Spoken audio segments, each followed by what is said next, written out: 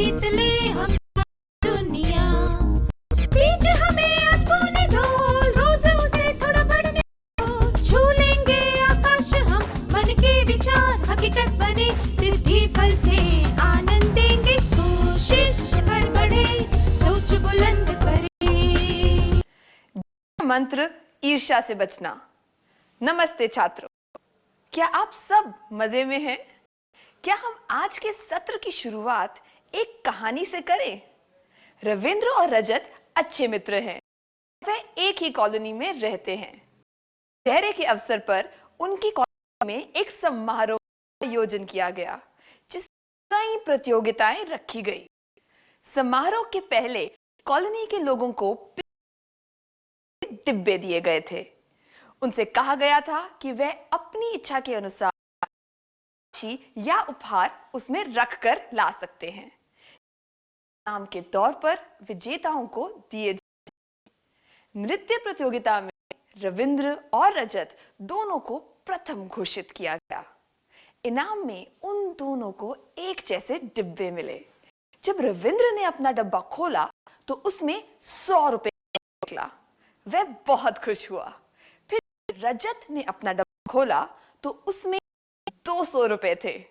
ये देखकर कुछ देर तक रविंद्र के चेहरे की मुस्कान चली गई। रविंद्र की खुशी गायब क्यों हो गई? क्या आप खुद को रविंद्र की जगह रखकर ये बता सकते हैं कि उसने मुस्कुराना क्यों छोड़ दिया? उसके मन में क्या चल रहा था?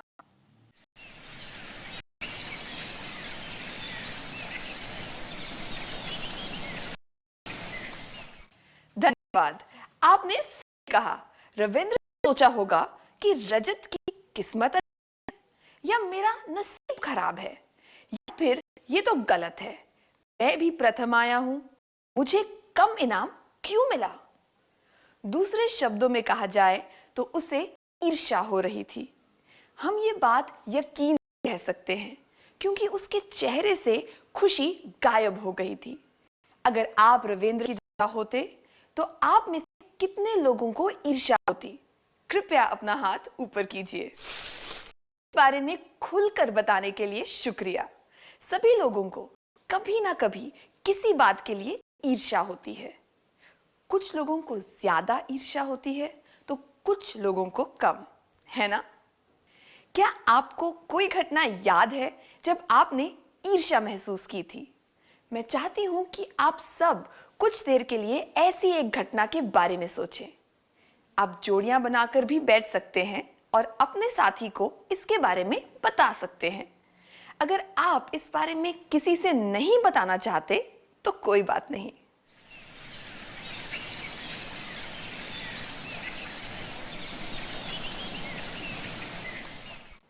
धन्यवाद, आप में से कई लोगों ने इस बारे में बिना हिचकिचाहट के बताया। हम जानते हैं कि ईर्ष्या होना आम बात है। आइए ईर्ष्या के बारे में कुछ और जानने की कोशिश करें। हमें किन परिस्थितियों में ईर्ष्या होती है? हमें ईर्ष्या होती है जब किसी व्यक्ति को कोई ऐसी चीज मिल जाती है जिसे हम पाना चाहते हैं। किसी ऐसे व्यक्ति को सफलता मिलती है जिसे हम पसंद नहीं करते। किसी व्यक्ति को कुछ मिल जाता है, हमारे हिसाब से वह उसका हकदार नहीं है। इन तीन परिस्थितियों को तीन मुख्य वर्गों के रूप में भी देख सकते हैं। जब किसी को ईर्ष्या होती है तो उसका कारण इनमें से कोई वर्ग होता है। अब रविंद्र का ही लीजिए। कहानी सत्र की शुरुआत में पढ़ी थी। क्या आप बता सकते हैं कि रविंद्र की ईर्ष्या कौन से वर्ग में आएगी?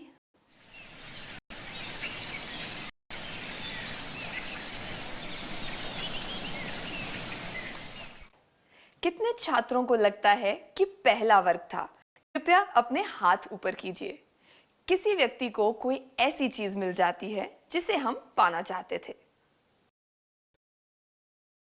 कितने छात्रों को लगता है कि दूसरा वर्ग था?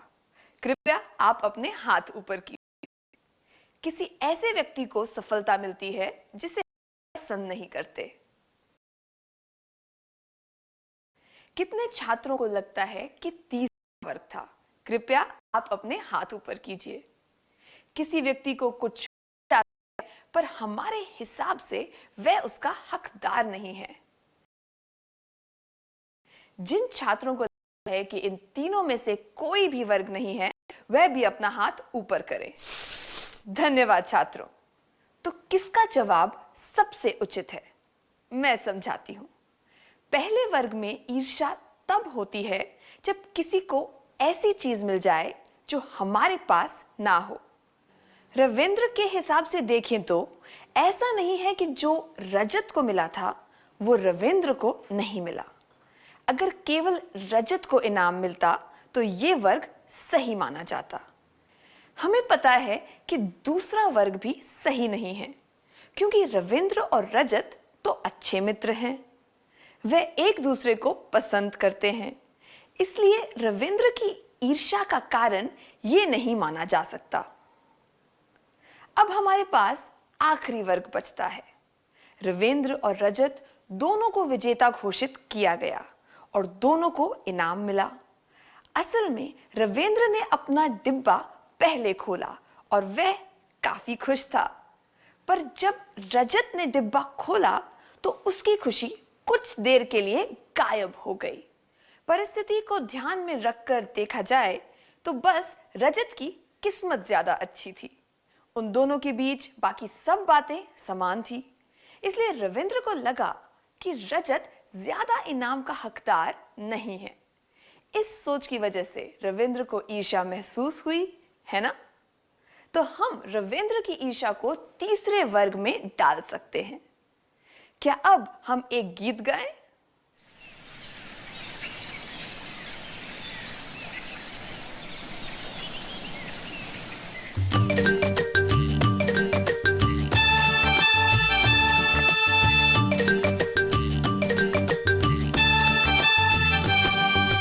खुद कर पार कर लेंगे हम, खुद कर पार कर लेंगे, खुद कर पार कर लेंगे हम, खुद कर पार कर लेंगे। ईर्ष्या एक खाई है जिसे खुद कर पार कर लेंगे, खुद कर पार कर लेंगे हम, खुद कर पार कर लेंगे।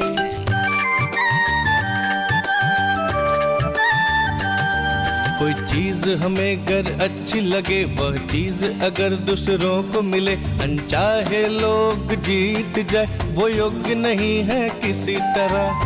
ईर्ष्या एक खाई है जिसे खुद कर पार कर लेंगे, जिसे खुद कर पार कर लेंगे। कोई चीज हमें अगर अच्छी लगे, वह चीज अगर दूसरों को मिले, अनचाहे लोग जीत जाए वो योग्य नहीं है किसी तरह। ईर्ष्या एक खाई है जिसे खुद कर पार कर लेंगे, जिसे खुद कर पार कर लेंगे। कोई खुद कर पार कर लेंगे हम, खुद कर पार कर लेंगे, खुद कर पार कर लेंगे हम, खुद कर पार कर लेंगे। ईर्ष्या एक खाई है जिसे खुद कर पार कर लेंगे, खुद कर पार कर लेंगे हम, खुद कर पार कर लेंगे।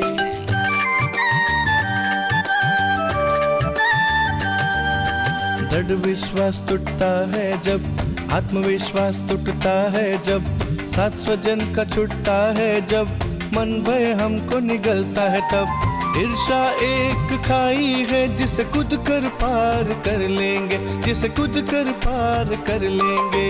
दृढ़ विश्वास टूटता है जब, आत्मविश्वास टूटता है जब, साथ स्वजन का छूटता है जब, मन भय हमको निगलता है तब।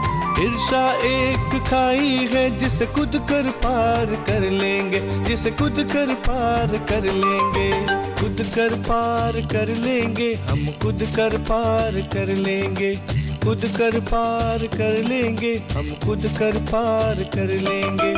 ईर्ष्या एक खाई है जिसे खुद कर पार कर लेंगे, खुद कर पार कर लेंगे हम, खुद कर पार कर लेंगे।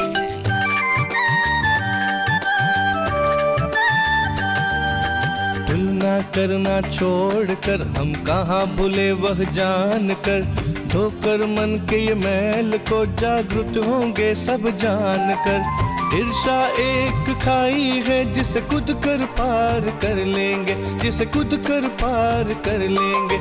तुलना करना छोड़कर हम कहाँ भूले वह जान कर, धोकर मन के ये मैल को जागृत होंगे सब जान कर। ईर्षा एक खाई है जिसे कूद कर पार कर लेंगे, जिसे कूद कर पार कर लेंगे। खुद कर पार कर लेंगे हम, खुद कर पार कर लेंगे, खुद कर पार कर लेंगे हम, खुद कर पार कर लेंगे। ईर्षा एक खाई है जिसे खुद कर पार कर लेंगे, खुद कर पार कर लेंगे हम, खुद कर पार कर लेंगे।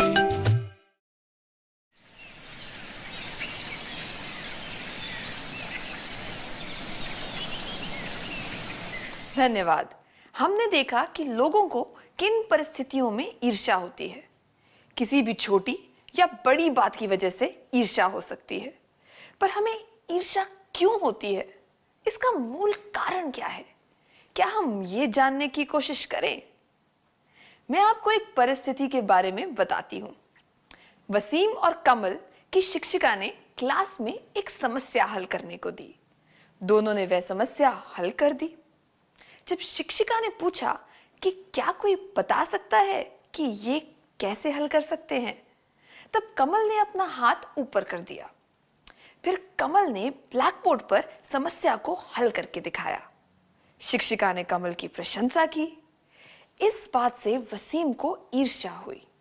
वसीम ने अपने दोस्त से कहा कि वह कमल से भी बेहतर तरीके से समझा सकता है। क्या 4 छात्र आगे आकर इसका अभिनय करके दिखा सकते हैं? आपको कमल, वसीम, शिक्षिका और कमल के दोस्त की भूमिका निभानी है।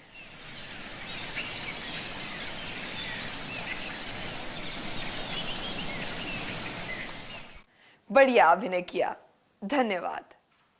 अगर वसीम चाहता तो वह भी अपना हाथ ऊपर करके समस्या हल करके दिखा सकता था।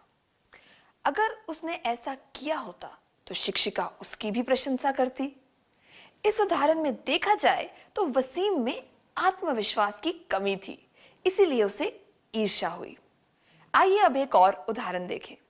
शेखर एक मध्यम वर्गीय घर का लड़का है और दिखने में भी सुंदर है। उसका दोस्त शिवम भी ऐसे ही परिवार से है। शिवम के पास बहुत सारे कपड़े हैं और महंगा सामान भी। शेखर को शिवम से ईर्ष्या होती है। तो शेखर की ईर्ष्या की वजह क्या है? 1, क्योंकि शिवम बहुत अमीर परिवार से है। 2, क्योंकि शिवम उससे ज्यादा सुंदर है। 3, क्योंकि वह खुद को दूसरों से कम समझता है।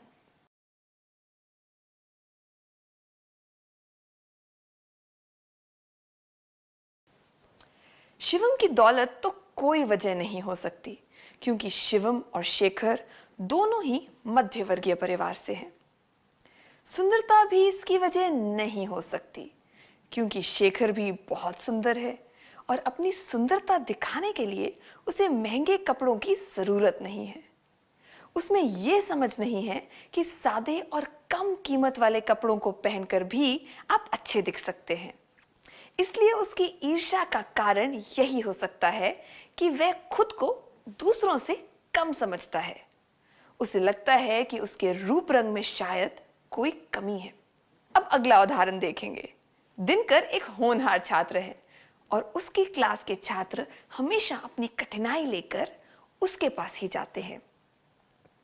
उसे ये बात बहुत अच्छी लगती है कि सब लोग उसकी मदद मांगते हैं और शिक्षक भी उसको पसंद करते हैं। कई बार उसके पास बिल्कुल समय नहीं बचता, तब उसे इस बात का अफसोस भी होता है कि काश वह अपने लिए भी कुछ समय निकाल पाता। दिनकर की क्लास में एक नया छात्र आता है, परेश, जो कि उसके जितना ही होनहार है। दिनकर और परेश मित्र बन जाते हैं। दिनकर ध्यान देता है कि अब उसकी क्लास के कई छात्र परेश से भी मदद मांगने लगे हैं। उसके मन में ऐसा विचार आने लगता है कि ज्यादा लोग परेश से मदद क्यों मांग रहे हैं? क्या वह मुझसे ज्यादा होशियार है? दिनकर की ईर्ष्या का मुख्य कारण क्या है? एक, उसे ये लग रहा है कि अचानक ही सबने उसे दूर कर दिया। दो, उसे ये लग रहा है कि लोग उसे बिल्कुल ही भूल जाएंगे। तीन, उसे ये लग रहा है कि परेश के उससे ज्यादा मित्र बन जाएंगे। दिनकर को इन सब बातों की वजह से ईर्ष्या हो सकती है। सब लोग दिनकर की तरफ ध्यान देते हैं और उसके गुणों की कद्र करते हैं। दिनकर सबकी मदद करता है, इसलिए लोग उसके पास अपनी समस्या लेकर आते हैं। पर जब परेश उसकी जगह ले लेता है, तब उसे लगने लगता है कि सब लोग उसे भुला देंगे, इसलिए वह असुरक्षित महसूस करने लगता है। इसी वजह से उसे ईर्ष्या होने लगती है। अब हम एक कार्यकलाप करेंगे। कल्पना कीजिए कि आप दिनकर हैं। दिनकर की तरह सोचकर आप सबको अपने मन में इन सवालों का जवाब देना है। मैं चाहती हूं कि उसके बाद आप में से एक छात्र आगे आकर बताएं कि उसने इन सवालों के जवाब किस तरह दिए। उसे यह बताना है कि इन सवालों के जवाब देकर वह किस तरह अपनी ईर्ष्या को समझ पाया। एक, मुझे ईर्ष्या क्यों हो रही है? दो, क्या परेश मुझसे ज्यादा होशियार है? तीन, क्या मुझे अपने मित्र से ईर्ष्या होनी चाहिए? चार, क्या मैं किसी की मदद करने लायक नहीं हूं? पांच, सभी लोग परेश के पास जाएंगे तो क्या परेश सबको समय दे पाएगा?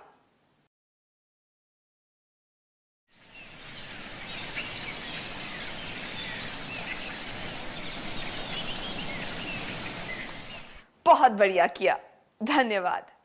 चलिए अब एक और उदाहरण देखते हैं। गरिमा और लैला एक ही क्लास में पढ़ती हैं और दोनों ही पढ़ाई में बहुत अच्छी हैं। जब क्लास में कोई कठिन सवाल पूछा जाता है, तब गरिमा को सारे सही जवाब पता होते हैं, पर लिखित परीक्षा में हमेशा लैला को ज्यादा अंक मिलते हैं। गरिमा को इस बात से ईर्ष्या होती है। आपको क्या लगता है, गरिमा की ईर्ष्या का क्या कारण है? एक, क्योंकि दोनों ही बहुत होशियार हैं और पढ़ाई में अच्छे हैं। दो, क्योंकि वह लिखित परीक्षा में अच्छी नहीं है। तीन, क्योंकि वह क्लास में सारे जवाब दे पाती है। गरिमा पढ़ाई में अच्छी है और वह कठिन सवालों के भी जवाब दे पाती है, पर जब लिखित परीक्षा की बारी आती है, तब वह लैला से थोड़ी पीछे रह जाती है और लिखित परीक्षा के अंकों के आधार पर ही सबका मूल्यांकन किया जाता है।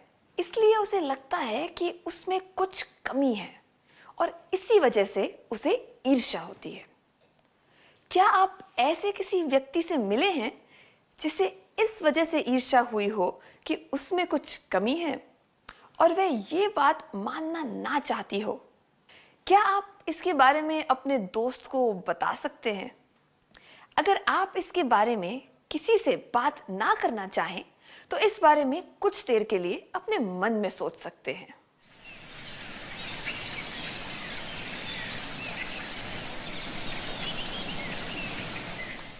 धन्यवाद। अब हम एक और उदाहरण देखेंगे। कुसुम और समीरा पिछले 4 सालों से बहुत अच्छे दोस्त हैं। इस साल उनकी क्लास में एक नई लड़की आई है जिसका नाम है लावण्या। उसका व्यवहार मैत्रीपूर्ण है। कुछ हफ्तों में समीरा और लावण्या अच्छे दोस्त बन गए हैं। समीरा को कुसुम और लावण्या दोनों के साथ रहना अच्छा लगता है। वह किसी के साथ पक्षपात नहीं करती, पर जब समीरा लावण्या के साथ बात करती है तो कुसुम को ईर्ष्या होती है। कुसुम को ईर्ष्या क्यों होती है? एक, क्योंकि समीरा और लावण्या अच्छे दोस्त बन गए हैं। दो, क्योंकि कुसुम को लगता है कि लावण्या उसकी करीबी दोस्त नहीं है। तीन, क्योंकि उसको ये डर है कि समीरा और उसकी दोस्ती खत्म हो जाएगी।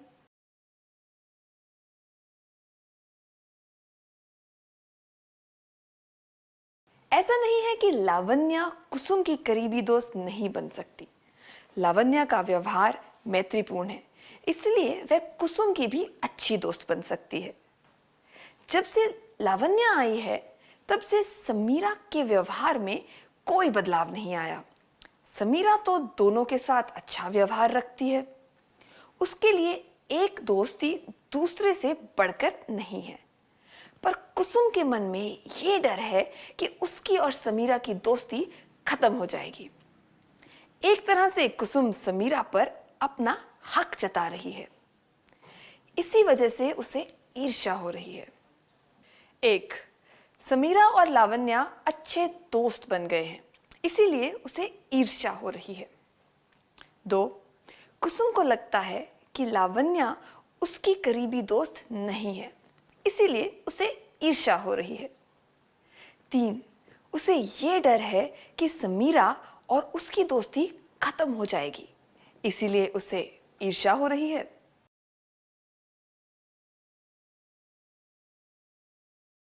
क्या आपको कभी इस वजह से ईर्ष्या हुई है कि आप किसी पर अपना हक जमाना चाहते थे? आपने इस तरह की ईर्ष्या किसी भी व्यक्ति के लिए महसूस की होगी, जैसे कि परिवार का कोई सदस्य या फिर आपका कोई दोस्त। क्या आप 2 मिनट के लिए इसके बारे में मन में सोच सकते हैं?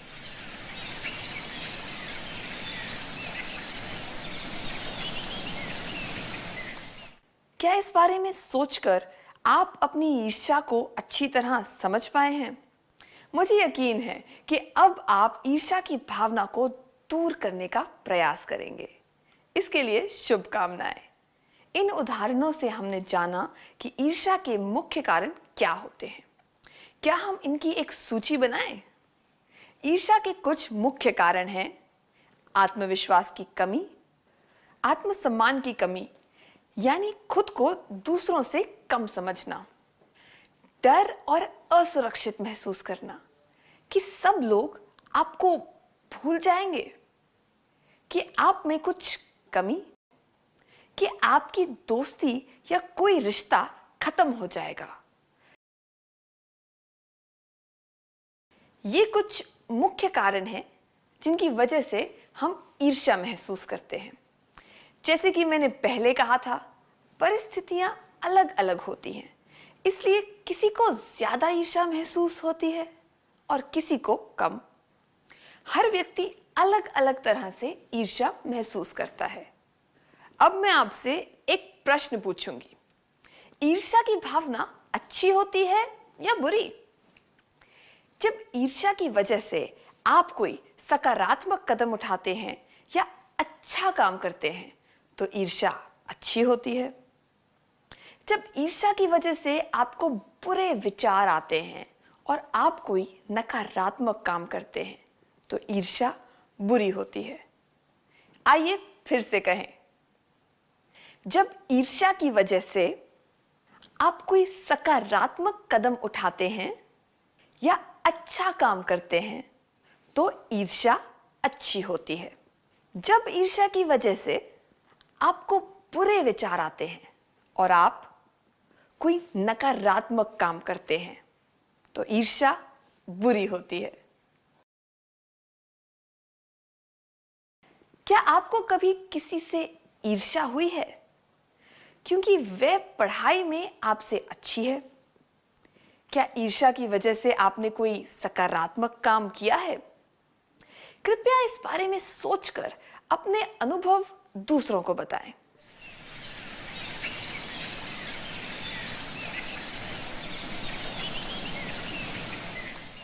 बहुत बढ़िया, धन्यवाद।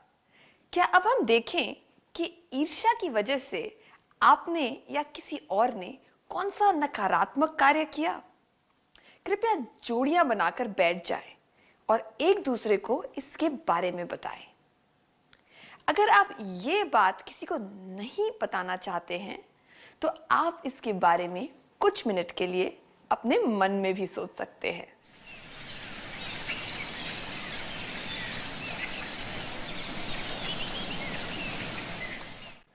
उन सब छात्रों को धन्यवाद जिन्होंने खुलकर एक दूसरे को अपने अनुभव बताए। आइए अब हम फिर से ईर्ष्या की भावना पर ध्यान देते हैं। हम जो पाना चाहते हैं और हमारे पास जो है, जब इन दोनों के बीच बहुत अंतर होता है तो ईर्ष्या पैदा होती है।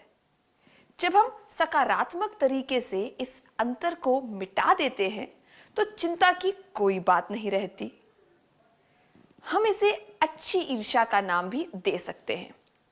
समस्या तब खड़ी होती है जब हमारे मन में नकारात्मक विचार आते हैं और हम हानिकारक तरीके अपनाते हैं। हम ये जानते हैं कि मन में ईर्ष्यालु विचार और भावनाएं आना आम बात है। आइए एक उदाहरण लेकर इसके बारे में बात करते हैं।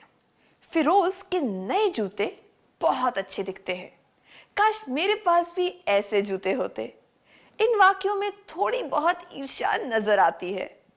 अगर हम सोचें कि अभी मेरे पास इतने अच्छे जूते खरीदने के पैसे नहीं हैं, मुझे अपनी जेब खर्च से कुछ पैसे बचाने चाहिए, तो इसमें कोई परेशानी की बात नहीं है। ये विचार अहानिकारक है, क्योंकि जिस व्यक्ति को ईर्ष्या हुई है वह सकारात्मक तरीके से कुछ पाना चाहता है। पर जब ईर्ष्या की वजह से मन में नकारात्मक विचार आए, जैसे कि उसके जूते छुपाना, चुराना या उसे खराब कर देना, तो ये बहुत बुरी बात और हानिकारक होगा। क्या हम देखें कि ईर्ष्या के नकारात्मक परिणाम क्या हो सकते हैं? ये पता करने के लिए आपको एक कार्यकलाप करना है। इस तालिका में कुछ शब्दों को छुपा दिया गया है। इन शब्दों को ऊपर से नीचे, दाएं से बाएं या फिर तिरछा करके लिखा गया है। आपको इन शब्दों को ढूंढकर पहचानना है।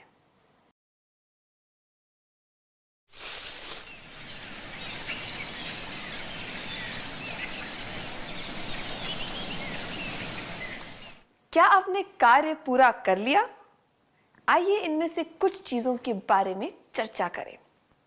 शारीरिक हिंसा या फिर लड़ाई झगड़ा, हानिकारक भावनाएं जैसे कि गुस्सा, अविश्वास, घृणा, उदासीनता, खुद को बेकार समझना इत्यादि।